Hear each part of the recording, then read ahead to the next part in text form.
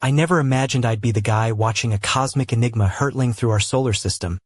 But here I am, sitting in a cramped observatory in Devonshire, England, staring at data that no one can quite explain. It started with a blip on the radar, an object the size of Manhattan, cruising through space at a mind-boggling 130,000 miles an hour, glowing faintly like a cosmic lantern. They called it Trinity, the third confirmed visitor from another star system. And believe me, this wasn't your average dirty snowball comet. October 27, 2025. Trinity was making its closest approach to the Sun, a point called perihelion. The Sun, our fiery neighbor, was in the middle of throwing one of its nastiest tantrums, what scientists call a coronal mass ejection, a massive plasma storm that could wipe out power grids on Earth from 93 million miles away. And Trinity took a direct hit, not a scratch. No wobble, no fragmentation, no change of course. It was like watching a seasoned sailor pilot a ship straight through a hurricane without even spilling a pint. I half expected it to wave back. The team monitoring this spectacle was based out of the Harwell Observatory, just a stone's throw from Oxford. Dr. Matthew Collins, a man known for his tweed jackets and dry wit, kept muttering about how Trinity was breaking every rule in the comet playbook. Most comets would have shattered or vaporized under that solar onslaught. Trinity just kept gliding, as if it had a secret handbook on how to survive solar fury. What really got me hooked was the close encounter Trinity had with Mars. Not the red planet's usual tourist route, but a flyby only 12 miles away. To put it in perspective, most satellites orbit Earth at a few hundred miles up. This was practically a cosmic drive-by. NASA's Mars Reconnaissance Orbiter snapped pictures from that distance, but the images were locked away tighter than the crown jewels. The official line was under review, but whispers circulated that they showed features no comet should have. Jets behaving like engines, surfaces too smooth or too strange, something that didn't fit. I remember thinking, if this thing was a car, it wouldn't be a broken-down jalopy.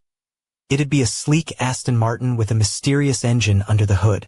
And just when you think that's enough mystery for one day, the James Webb Space Telescope chimed in with its own oddities. Trinity's atmosphere was rich in carbon dioxide, not water ice, as you'd expect from any old comet. It was like ordering a pint and getting a cocktail instead. The presence of glowing nickel vapor without its usual buddy, iron, was the real kicker. Nickel and iron are like peanut butter and jelly. You almost never find one without the other in space rocks. Yet Trinity was puffing out nickel like a chimney, no iron anywhere in sight. The scientists threw around theories involving exotic molecules breaking apart under ultraviolet light, but honestly, it sounded like they were just making stuff up to patch the plot holes. I half expected someone to suggest it was powered by fairy dust. Then there was the tail, or rather, the anti-tail. Instead of streaming away from the sun as all tails should, Trinity's tail pointed right back at the sun. A bizarre optical illusion that even the experts struggled to explain. Dr. Henry Lawson from Cambridge, a man with a reputation for being blunt and brilliant, suggested the tail's behavior looked almost deliberate, like the comet was steering itself. He stopped short of calling it an alien spaceship but didn't dismiss the idea either. Not exactly your everyday astronomical theory, but then again, Trinity wasn't your everyday comet. As I sat there, crunching numbers and staring at graphs that looked more like abstract art, the big question loomed. What exactly was Trinity? A comet? A probe? A cosmic prank? None of the usual explanations fit. And just when you think you're about to solve the puzzle, Trinity was already plotting a course past Jupiter, Venus, and Mars again, almost like it was on a grand tour of the solar system's heavyweight planets. But the real twist? Trinity was teaching us how to track and prepare for the really dangerous stuff. The comets and asteroids that could one day come crashing into Earth. The International Asteroid Warning Network had launched a campaign to use Trinity as a training ground, refining their techniques to keep us safe.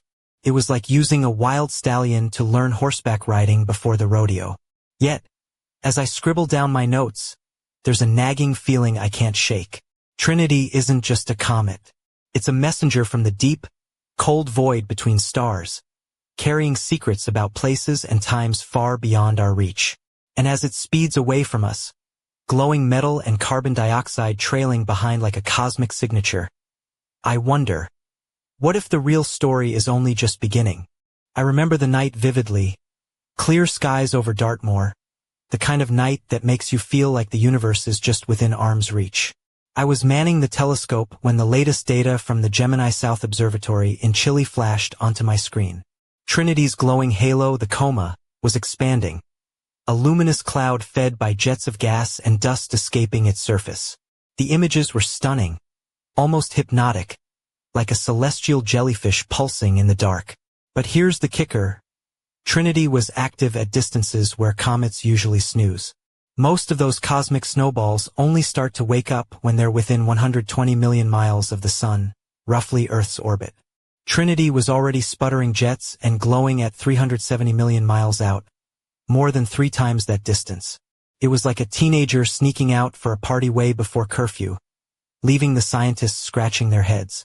I pulled up the spectroscopic data, fingerprints of light revealing the comet's chemical secrets. There it was again. Nickel vapor, glowing like a ghostly beacon, but conspicuously missing its usual partner, iron.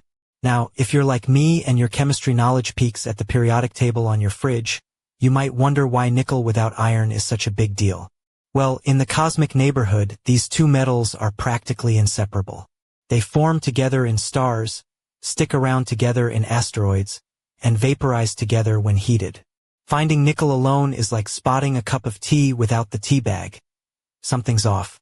Dr. Helen Morris, a specialist in astrochemistry at the University of Exeter, had a theory. She proposed that Trinity's nickel might be trapped in some exotic molecules, breaking apart under the sun's ultraviolet rays and releasing pure nickel vapor at surprisingly low temperatures. Sounds plausible, right? Except here's the problem. No one has ever found those molecules before. It's like saying you saw a unicorn because you found a horse with a party hat. Charming idea, but you need evidence. Meanwhile, the tail saga continued to baffle. The Nordic Optical Telescope in the Canary Islands spotted something that looked like a tail pointing toward the sun, the infamous anti-tail. Normally, a comet's tail streams away from the sun, pushed by solar winds, like a flag on a breezy day. But this anti-tail was defying the rules, appearing, growing stronger, then slowly rotating until it flipped into a proper tail streaming away as expected. It was as if Trinity was shaking its cosmic coat off in a very deliberate fashion. Dr. Lawson wasn't shy about his opinion. It's like watching a cosmic ballet, he said during a late-night seminar, but one where the lead dancer keeps changing the choreography mid-performance. He cautioned that this behavior might hint at controlled outgassing. Jets firing in patterns that adjust the comet's orientation. I half-joked that Trinity might be the universe's first interstellar disco ball, spinning and flickering to an alien beat. But jokes aside, the idea that a comet could steer itself was revolutionary. Comets are supposed to be clumsy, tumbling chunks of ice and rock, not precision pilots. If Trinity was adjusting its course intentionally, it raised eyebrows beyond astronomy departments. Was this natural physics pushing boundaries, or something else entirely? The more data poured in, the clearer it became that Trinity was not fitting neatly into any category. It had the shape and size of a comet, about 2 to 6 kilometers across, roughly the length of 5 or 6 London buses lined up bumper to bumper, but its behavior was anything but typical. It was like meeting someone at a party who claims to be a banker but keeps juggling flaming swords. And then there was the trajectory, the cosmic route Trinity was taking through our neighborhood. It wasn't a random flyby. It was a meticulously plotted path, swinging close to Jupiter, then Venus, a quick hello at Mars, and onward like it was ticking off a checklist of solar system hotspots. Dr. Collins joked that if Trinity had a travel agent, they deserved a raise. As I looked out at the night sky, I wondered, was Trinity just a freak of nature, a comet from a faraway star system with quirks we hadn't seen before? Or was there something more, something deliberate, something intelligent, in the way it moved and behaved? The scientists were divided, but one thing was certain. Trinity was rewriting the rulebook, one glowing nickel vapor jet at a time. And just as I was about to call it a night, a new alert popped up on my screen. Trinity was about to pass near Jupiter in the coming weeks. The gas giant's gravity could tug it off course or reveal hidden secrets if the comet responded differently than expected. All eyes were turning to the giant planet, waiting to see if Trinity would dance to Jupiter's tune or keep leading the cosmic waltz on its own terms. The morning air in the village of Ashford was crisp, the kind of chill that makes you pull your coat tighter and wonder if you remembered your gloves. I just poured my third cup of coffee when the latest observation report landed in my inbox like a ticking bomb. Trinity was about to make its closest approach to Jupiter, a gravitational heavyweight that could throw any passing object into chaos. But Trinity, it was behaving like a cosmic ballerina, moving with a grace that defied every expectation. I pulled on my worn leather jacket and headed out to the local observatory, a modest stone building perched on a hill overlooking rolling fields. Inside, the team was buzzing, their faces lit by the glow of computer monitors streaming live data from telescopes around the world. Dr. Collins was there, as usual, his tweed elbow patches looking more like badges of honor than fashion choices. "Morning, Alex," he greeted me, eyes gleaming. "You're just in time. Trinity's putting on a show." The data was streaming in from the very large telescope in Chile. Trinity was approaching Jupiter at a distance close enough for the planet's immense gravity to pull and twist its path. Normally, such a close encounter would cause a comet to break apart or at least wobble like a drunken sailor. But Trinity sailed by, steady as a train on rails. No wobble, no fragmentation. It's like watching a marble roll across a billiard table with perfect precision, Dr. Collins said, shaking his head. No comet should be that stable.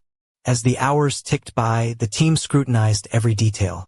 Trinity's tail, which had earlier flipped from an anti-tail to a regular tail, was now showing subtle shifts in direction, but nothing erratic. The glowing nickel vapor persisted, shining faintly in the spectroscopic data like a secret signature. What was nickel doing on a comet, and why wasn't iron tagging along like it always did? I glanced at the data and joked, maybe Trinity's just trying to stand out at the cosmic cocktail party. Hey, look at me. Nickel without iron. I'm unique. Dr. Morris chuckled but quickly steered us back to the puzzling chemistry. If that nickel is coming from the surface itself and not the ice, maybe the nucleus has exposed metal-rich regions. But that would mean the comet's nucleus isn't just a dirty snowball. It's more like a cosmic rock star with a metal heart. The idea was both fascinating and unsettling. Comets were supposed to be fragile, icy relics. Trinity was showing signs of strength, cohesion, and complexity that suggested something more solid, more resilient. Later that evening, as the sun dipped below the horizon, we received word that NASA would finally release the images taken during Trinity's close pass by Mars 2 years earlier. The anticipation was electric. For months, those pictures had been locked away, fueling speculation in hushed corridors and online forums alike. The images arrived, a series of high-resolution shots showing Trinity's surface in unprecedented detail. The nucleus was smoother than expected, with patches that gleamed under the sunlight like polished stone. Jets of gas erupted from distinct vents, precise and steady, almost mechanical in their regularity. The surface had fractures and layered cliffs, but nothing like the jagged, crumbly terrain of typical solar system comets. One image caught my eye, a subtle, almost unreadable pattern etched into the ice near a jet source. It looked like a natural formation, but the symmetry was uncanny. I nudged Dr. Collins. "Does that look deliberate to you?" He raised an eyebrow. "You're not the first to notice." The room fell silent. We weren't just looking at a strange comet anymore. We were staring at a puzzle with pieces that didn't quite fit. Was Trinity hiding something beneath its icy veil? A structure? A message? Or was it simply a cosmic coincidence? A freak of nature shaped by alien stellar conditions? As night deepened, the questions multiplied. Trinity's passage past Jupiter was over, but the comet itself was still sending ripples through the scientific community. Its trajectory pointed toward Venus next, then Earth's own neighborhood, a grand tour that felt almost too perfect to be random. And just as we were debating the implications, a sudden alert flashed across the screen. Trinity's rotation rate had changed, not by much, but enough to suggest that something had altered its spin. Maybe a new jet vent opening, or perhaps a subtle gravitational tug. Dr. Lawson, ever the skeptic, grinned. "Looks like Trinity's got a few tricks left." I wonder if it's enjoying the spotlight. I leaned back, staring out at the stars twinkling above Ashford. Somewhere out there, Trinity was hurtling through space, carrying secrets older than our solar system itself. And as it spun ever faster, I couldn't help but wonder, what would that comet reveal next? The early dawn in Cambridge was misty, the kind of morning where the ancient spires seemed to disappear into the clouds, leaving the city shrouded in mystery. I found myself wandering through the university's botanic gardens, my mind tangled in the latest revelations about Trinity. Each new piece of data felt like a breadcrumb leading deeper into an uncharted forest. The James Webb Space Telescope had just finished its latest sweep, and the results were both astonishing and confounding. Trinity's coma, the glowing cloud of gas and dust enveloping it, was dominated by carbon dioxide, not water. In fact, carbon dioxide outpaced water by a significant margin, flipping the script on everything we thought we knew about comet chemistry. I could almost hear Dr. Morris, perched in her office cluttered with chemistry textbooks and half-empty coffee mugs, exclaiming, "It's like Trinity's come from the North Pole of comets, where everything's colder and stranger." Typically, comets in our solar system are like icy lollipops, mostly water ice with a sprinkle of other volatiles.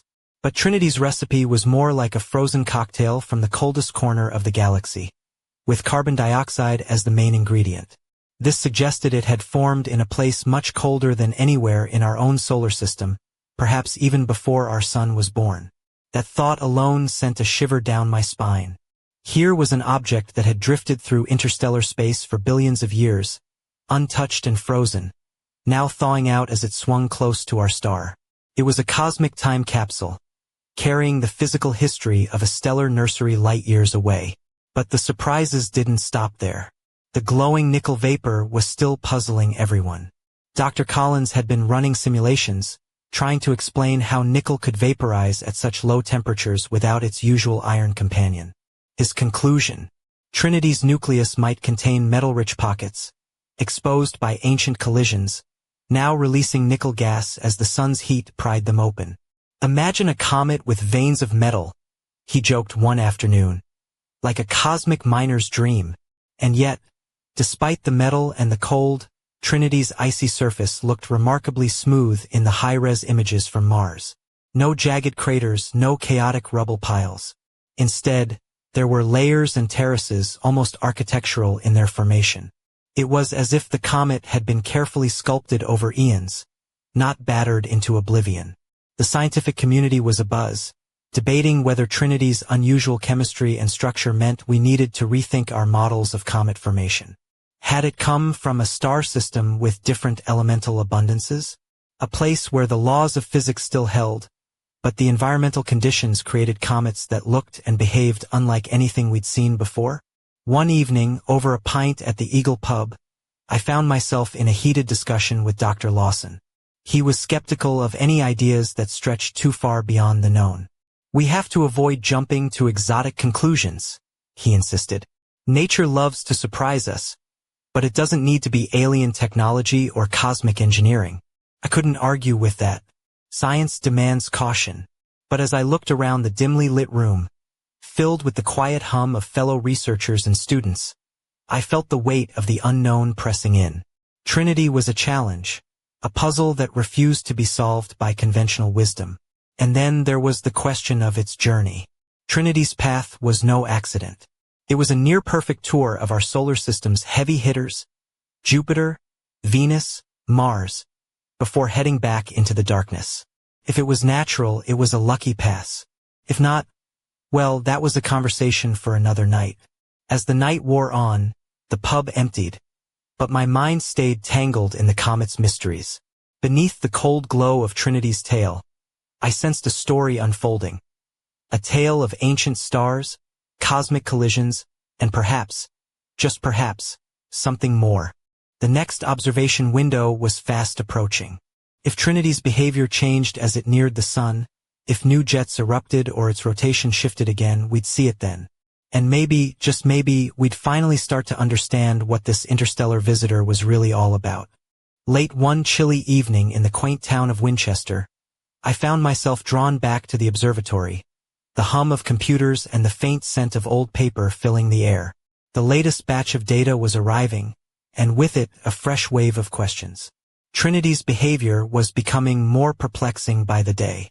The International Asteroid Warning Network had kicked off its intensive observation campaign, enlisting observatories worldwide, and even amateur astronomers, to track Trinity with unprecedented precision.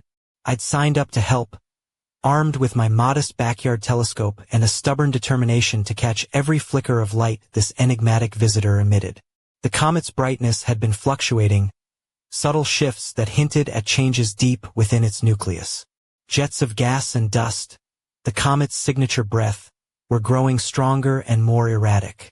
Where once the emissions had been steady, now they pulsed almost rhythmically, as if Trinity was alive and breathing on its own cosmic terms. Dr. Collins leaned over my shoulder as I adjusted the telescope's focus. "You know, Alex," he mused, "if Trinity were a band, it'd be playing jazz. Improvising, unpredictable, but somehow perfectly in sync." The spectroscopic data revealed that the nickel vapor persisted, glowing faintly even as the comet edged closer to the sun. Meanwhile, the carbon dioxide levels remained dominant, a stubborn signature that refused to fade. It was clear Trinity was no ordinary comet. It was rewriting the chemistry textbooks in real time. What fascinated me most was how difficult Trinity was to track. Comets are notoriously slippery targets. Their comas, those glowing clouds, can obscure the nucleus, and outgassing jets can nudge them off course unpredictably. But Trinity's path was a study in contradictions. Its trajectory was calculated with extraordinary precision, yet every new outgassing event threatened to throw off predictions. The IAWN campaign was a high-stakes rehearsal for a potential future threat. If a comet like Trinity ever aimed directly at Earth, we'd need to track it constantly, updating calculations minute by minute to plan any deflection. It was like trying to predict the path of a wild stallion while it's bucking and kicking.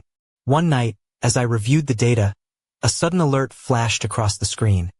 Trinity's rotation rate had shifted again, this time more noticeably. The jets of gas were no longer evenly distributed but concentrated in specific active regions. The comet was spinning faster, and those jets were acting like thrusters, subtly steering its course. I called Dr. Morris, still buzzing with excitement despite the late hour. "It's like Trinity's got a mind of its own," I said. "Or at least a very clever autopilot." She laughed. "Or it's the universe's most stubborn snowball." The implications were staggering. A comet that could adjust its spin and steer itself, not wildly, but with deliberate subtlety, challenged every assumption about these icy wanderers. Was Trinity just responding to solar heating in a complex way? Or was there something more intricate at play?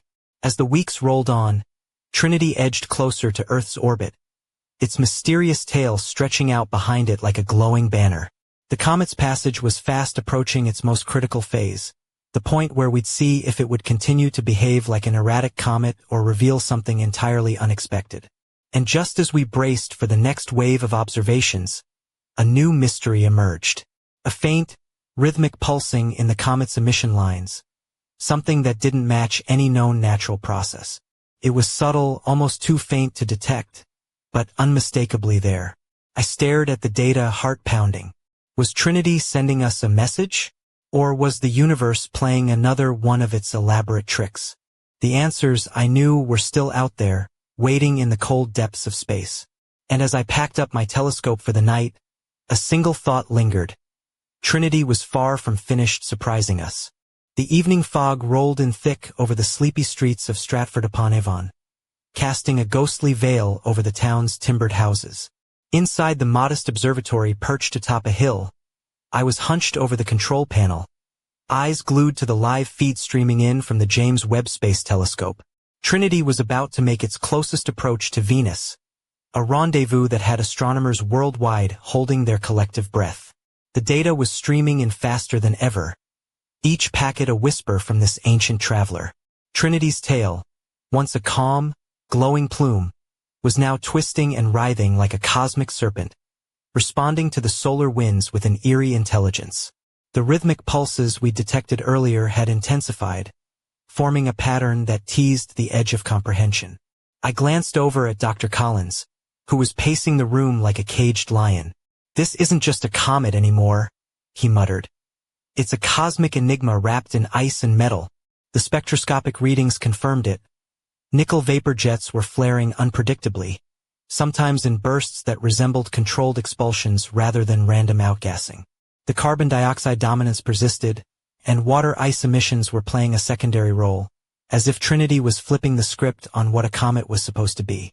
As Trinity swung by Venus, the gravitational interplay was delicate. The comet's trajectory was precise, almost too precise, weaving through the inner solar system's planetary ballet without a misstep. It was as if it had a destination, a purpose beyond mere chance. I caught a glimpse of the latest images from the Mars Reconnaissance Orbiter, the ones long rumored but only just released. They showed Trinity's surface in stunning clarity. Smooth plains interrupted by sharp fissures, vents that hissed with jets of gas, and strange reflective patches that caught the sunlight like polished obsidian. One vent in particular stood out. A perfectly circular opening, unusually symmetrical, almost engineered in appearance. Dr. Morris leaned in, eyes wide. "If that's natural, I'm the Queen of England," she joked. But the tension in the room was palpable. We ran models to simulate how such a comet could survive the solar plasma storm it endured near perihelion. Most comets would have shattered or at least fractured under such intense bombardment. Trinity, however, shrugged off the assault like a seasoned warrior. Its structural integrity was astonishing, suggesting a nucleus far denser and more cohesive than any comet we'd studied. The rhythmic pulses in Trinity's emissions began to feel less like coincidence and more like a signal, a heartbeat from the depths of space. Were these fluctuations purely natural, the result of complex interactions between solar radiation and exotic ices? Or was there something more deliberate, a pattern waiting to be deciphered? Late into the night, I found myself alone in the observatory, the stars twinkling coldly beyond the glass dome. I couldn't shake the feeling that Trinity was watching back, that beneath its icy shell lay secrets not meant for casual discovery. And then came the message that sent ripples through the scientific community. Trinity's trajectory, mapped with unprecedented precision, was not random. It traced a near-perfect circuit past the solar system's major planets, a cosmic grand tour that seemed too intentional to be chance. Dr. Lawson, ever the pragmatist, cautioned against jumping to conclusions. "Nature can be surprisingly orderly," he said. "But I'll admit, this is one hell of a coincidence." As the comet edged closer to Earth's neighborhood, the world held its breath. Trinity's story was far from over. And somewhere in the cold darkness between worlds, the ancient visitor carried mysteries that could change everything we thought we knew about the cosmos. The next chapter was about to unfold, and I was determined to be there when it did. A biting wind swept through the narrow streets of York as dawn broke, painting the ancient city in pale hues of gold and gray. Inside the modest astronomy lab tucked away near the university, I was poring over the latest batch of data from the Global Observation Campaign tracking Trinity. The comet was now edging closer to Earth's orbit, and the anticipation was palpable among the team. Trinity's behavior remained as baffling as ever. Its nucleus, estimated to be roughly 3 miles across, was surrounded by a glowing coma that obscured precise measurements. Yet the intensity of its emissions kept increasing. The carbon dioxide-rich atmosphere persisted, and the nickel vapor jets continued their eerie glow, defying every conventional model. But what truly seized our attention was the subtle shift in brightness. An almost imperceptible dimming followed by a sudden flare. It was as if Trinity was breathing, pulsing with a life of its own. The rotation rate had changed again, the comet spinning faster, its active jets now concentrated in a handful of precise regions. Dr. Collins, ever the poet of the stars, described it as a cosmic heartbeat, steady but enigmatic. Then came the news that sent a ripple of unease through the community. Trinity's trajectory was calculated to bring it uncomfortably close to Earth's orbit within months. Not an impact threat, at least not yet, but close enough to demand our full attention. The International Asteroid Warning Network intensified its monitoring, coordinating observations from every corner of the globe. Amateur astronomers joined the effort, their backyard telescopes suddenly thrust into the spotlight of a cosmic drama. One evening, as I adjusted my own telescope in the chilly air, a sudden flicker caught my eye. A brief jet of gas erupting from Trinity's nucleus, brighter and more focused than before. The jet's timing was uncanny, coinciding with the rhythmic pulses we detected over the past weeks. It's like Trinity's sending us a signal, I murmured to myself, heart pounding. The pattern was subtle but undeniable, a series of emissions pulsing in intervals too regular to be random. Scientists debated whether this was the result of natural processes or something more deliberate, a coded message hidden in the comet's breath. Dr. Lawson remained cautious, emphasizing the need for rigorous skepticism. Extraordinary claims require extraordinary evidence, he reminded us during a tense conference call. Meanwhile, the comet's surface, as revealed by the high-resolution images, continued to puzzle. The smooth plains, sharp fissures, and symmetrical vents hinted at a complex internal structure, possibly layered or differentiated, unlike any comet we'd ever studied. The nickel vapor anomaly persisted, a glowing signature that refused to fade, raising questions about the comet's composition and origin. Could it be evidence of unusual metallic compounds? Or was there something more exotic at play? As Trinity approached its closest point to Earth, the global community prepared for an unprecedented observation campaign. Telescopes large and small, professional and amateur, would train their eyes on the visitor, hoping to unlock its secrets. And yet, beneath the excitement, a sense of unease lingered. Trinity was more than a comet. It was a riddle wrapped in ice and metal, a messenger from a distant past, carrying whispers of stellar nurseries and cosmic histories we could barely comprehend. As I packed up my gear that night, the sky glittered with 1,000 stars, indifferent to our questions. Trinity was out there, moving ever closer, its secrets still locked tight. And in the silence between the pulses of its glowing jets, I felt the weight of the unknown pressing down. What was Trinity really? And what would it reveal when the final act began? The city of Bath was wrapped in a cold drizzle as twilight settled in, the ancient Roman baths glowing faintly beneath the darkening sky. Inside a small, cluttered observatory overlooking the Avon River, I sat alone, staring at the flickering data streams from the latest observation run. Trinity was drawing ever closer, its passage becoming the defining astronomical event of the decade. The global observation campaign was in full swing, and every telescope capable of tracking the comet was locked onto it. Yet, despite the flood of data, Trinity continued to confound us. Its nucleus was still cloaked in that luminous coma, making precise measurements difficult, but the patterns in its emissions grew more complex and intriguing by the day. The nickel vapor jets were now accompanied by intermittent bursts of carbon monoxide, an unexpected addition that further muddied the chemical portrait we'd been piecing together. Meanwhile, the carbon dioxide dominance persisted, a stubborn signature that refused to yield to the sun's warming embrace. I adjusted the settings on the spectrograph, trying to isolate the rhythmic pulses we'd detected weeks earlier. The pattern was unmistakable, regular fluctuations in intensity, almost like a cosmic Morse code. But what could it mean? Was Trinity communicating? Or was this just the chaotic dance of solar radiation and volatile ices? A message from Dr. Collins popped up on my tablet. If this is a signal, it's the universe's most cryptic text. Decoding it might take decades, or it might be nothing more than a trick of physics. The images from the Mars flyby, now fully analyzed and released to the public, showed more detail than ever before. The smooth, reflective patches on Trinity's surface caught my eye again. Areas that seemed unnaturally polished, their angular shapes defying simple geological explanations. Some scientists speculated these might be regions of exposed metal or ice that had been recently resurfaced. I couldn't help but wonder if Trinity's unusual resilience, the way it survived the sun's plasma storm without so much as a crack, was tied to this strange surface. Maybe beneath that icy shell lay a core tougher than steel, a relic forged in the cold crucible of another star system. As Trinity edged closer, its path threaded through the gravitational fields of Venus and Earth with uncanny precision. The comet's trajectory resembled a carefully charted course, not the haphazard journey of a random space rock. Was this just chance or something more? Scientists debated fiercely.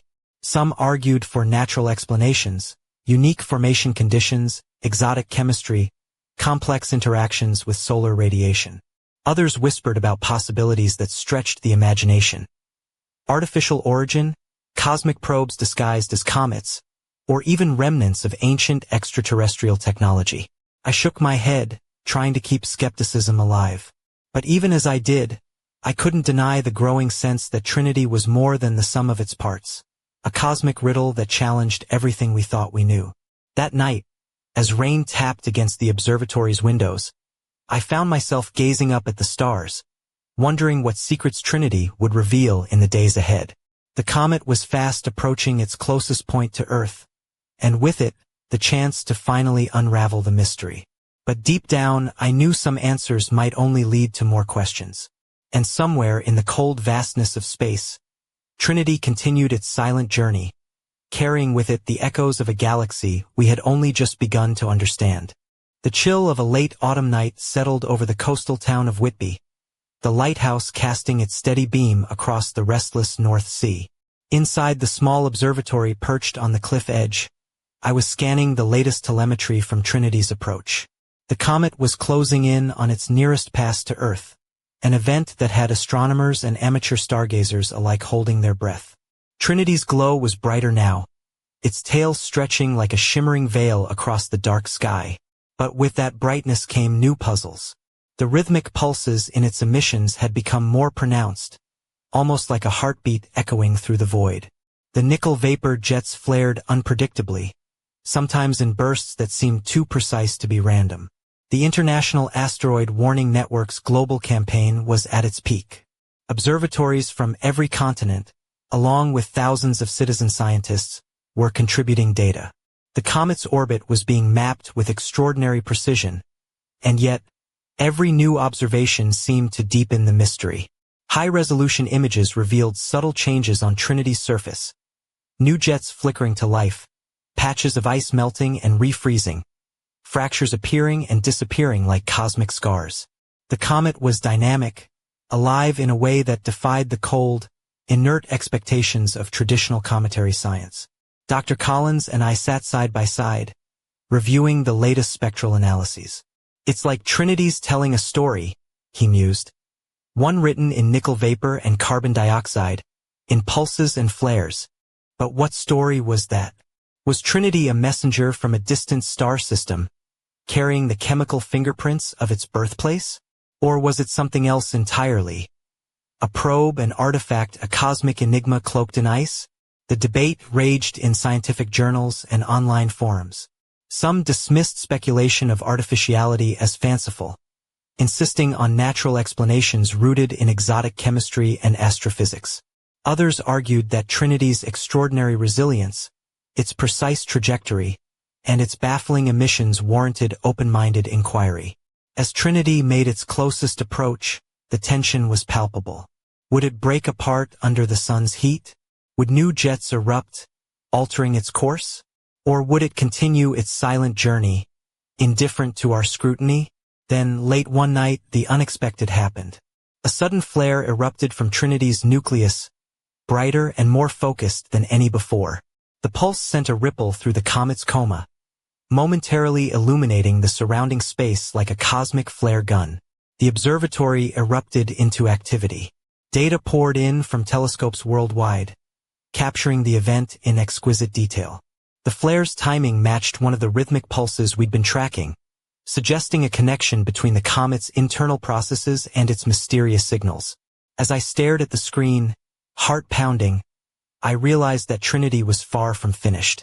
Its secrets were unfolding, layer by layer, challenging our assumptions and pushing the boundaries of knowledge.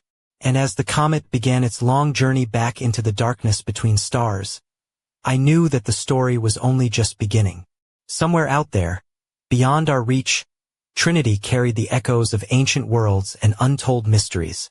And one day, perhaps, we would understand what it was truly trying to tell us. The first pale light of dawn broke over the rolling hills of the Lake District, casting long shadows across the dew-soaked grass. In the quiet solitude of my cabin, I sat by the window, watching the sky where Trinity had just slipped beyond our telescope's reach. The comet was retreating, fading into the blackness of interstellar space once more, leaving behind a trail of questions that felt heavier than any answers we'd gained. Over the past months, Trinity had revealed itself piece by piece, an ancient wanderer from a distant star system, a comet unlike any we'd known. Its glowing nickel vapor, its carbon dioxide-rich coma, its eerie rhythmic pulses, and its uncanny trajectory had challenged everything we thought we understood about these icy visitors. Scientists worldwide had rallied, pushing the boundaries of observation and theory. The International Asteroid Warning Network's campaign had sharpened our planetary defense capabilities, turning a cosmic curiosity into a vital rehearsal for potential future threats. And yet, the deeper we looked, the more Trinity seemed to evade understanding, as if it were a message written in a language we'd only just begun to decipher. The high-resolution images from its close encounters had hinted at secrets beneath its icy surface. Smooth planes, symmetrical vents, and reflective patches that suggested a complex internal structure. The comet's resilience against the sun's plasma storm had been nothing short of astonishing, suggesting a nucleus far tougher than any known comet. And then there were the rhythmic pulses, the mysterious flickers in its emissions, that hinted at something beyond mere chemistry and physics. Could it be a natural phenomenon, the result of exotic ices and solar interactions? Or was it a subtle signal, a cosmic Morse code sent across the void? As Trinity vanished into the darkness, I felt the weight of its legacy settling over me. This was no ordinary comet. It was a messenger from the depths of space and time, carrying with it the history of a stellar nursery far beyond our reach. But the story was far from over. Behind the scenes, plans were already underway for the next generation of observatories and missions. Spacecraft designed to intercept future interstellar visitors, to capture them in their fleeting passages, and to unlock the secrets they carried. And somewhere, out there in the vast expanse of the galaxy, other wanderers like Trinity continued their silent journeys, carrying the fingerprints of alien worlds, the echoes of ancient stars, and perhaps, the seeds of life itself. As I closed my notebook and stepped outside into the crisp morning air, I looked up at the sky, vast, mysterious, and full of wonders yet to be discovered. Trinity had left us with more questions than answers, but that was the true gift of its visit. A reminder that the universe is far larger and stranger than we can imagine, and that the next mystery, the next cosmic visitor, was already on its way, waiting, watching, inviting us to learn, to wonder, to reach beyond ourselves. The journey had only just begun.